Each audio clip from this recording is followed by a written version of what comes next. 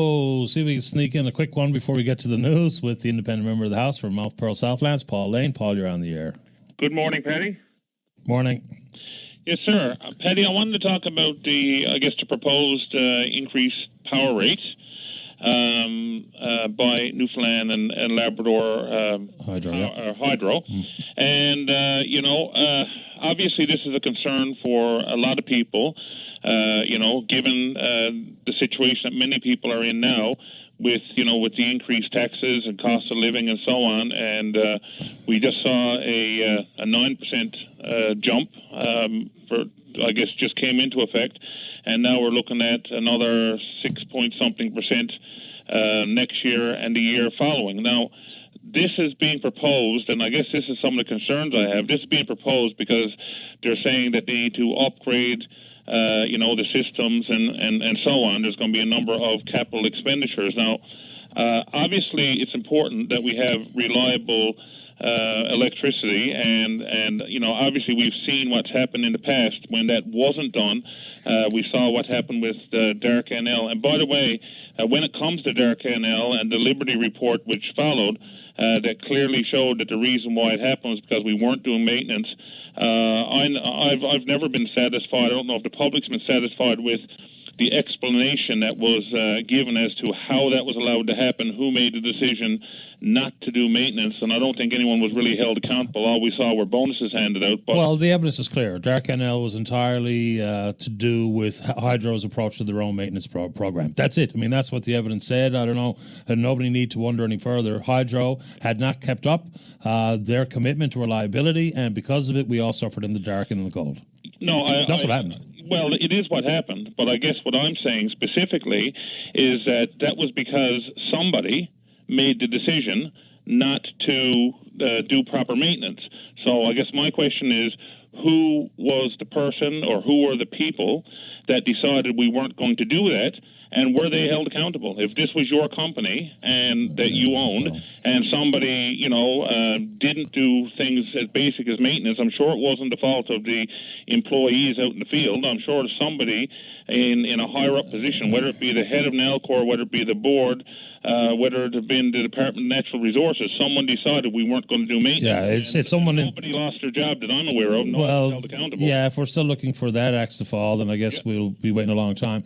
And it happened inside the Hydro building. It didn't. I can't imagine it's a political directive to just abandon maintenance and end up having to put up with the political storm that was the Dark NL episode. So anyway, but here's where the contradiction comes in for many people, though. Look, I don't want to pay any more for Hydro than anybody else, right? So you say a lot of people are affected. Everyone who gets a Hydro bill is affected. Absolutely. But if we're complaining that they didn't do the maintenance, which costs money, which did the Dark NL, they say they need an increase in rates to do maintenance to resist or to eliminate the potential for Dark NL. Which one is it? Which one are we actually inclined to support? We don't want money spent, and then so we just will be happy enough if the reliability issue rears its ugly head this winter. People want it both ways on that front. Well, there may be people who do want it both ways. I certainly am not advocating that we do it both ways, but I'm just looking at a story in the Telegram here by Ashley Fitzpatrick. She has listed in that story, if you get a chance to have a look at it, talks about the Hydro annual capital budgets. It lists the actuals for 2013, 14, 15, 16, and then the predicted up to 2022. Yep. If you look at 2013, for example, they spent $84.8 million. 2014, 204, 2015, 125, 2016, 203.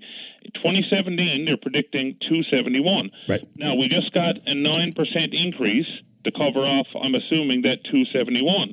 In 2018, we go back down to 206, which is only barely over what we spent in 2014 at 204, without the 9% increase, without the 6.5% increases. In 2014, it was 204. We get to 2018, we're only at 206. 2019, we go back down to 146. Yeah, but listen, I'm not. Increases are still building. Yes, fine, but those numbers, as you know, are not reflective of what is this new updated proposal or application to the PUB. This is where Dennis Brown and the PUB process has got to carry the day. Absolutely. If Hydro cannot document to the cent what is going to be done with this increase, whether it be 13% over 2018, 2019, that's the trick here, and that's why the PUB is important. for the protection of the ratepayer. So I don't know how they're going to justify it at this point, because they always got their hand out. Listen, Paddy, there's no doubt, and I agree, and that's why we have that process. That's why we have Mr. Brown. I'm sure he's going to be diligent and he's going to ask these questions. But I guess all I'm saying is that when you look at when they're saying that we've had the big jump this year and 2 more big jumps to come in order to do maintenance, which no doubt we need to make sure we do maintenance. We should have done it in the past. We didn't. But when we look at these big increases and then we look at the numbers of what this maintenance costs are going to be, and when you see that really they're not much more than they were 3 years ago and they're going to get even lower over the next few years, then you have to wonder, why do they need all that money for all those other years? You also have to ask yourself, if they're doing it because in 2017 they're going to jump and say we're doing $271 million, well, maybe they could have done some of that last year or the year before. Maybe they could spread out, instead of doing all of this in 2017, maybe they could do some of it over 2018, 2019. I mean, I don't know. I haven't, you'd have to really pick it apart. But and that's why the PUB is going to have to pick it apart for us. Absolutely, they are. Yeah.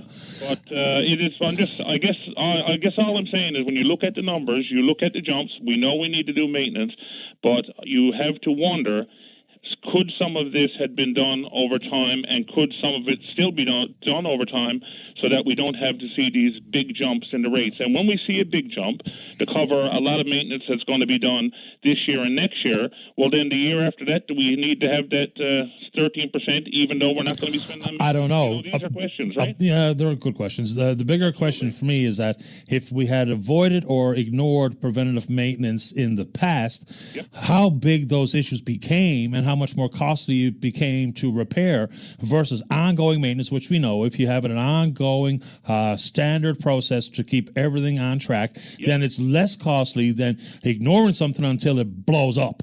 And then you've got to fix it. Paul, I appreciate your time. Listen, Dennis Brown has got his hands full here with this PUB application, and we'll see how he handles it.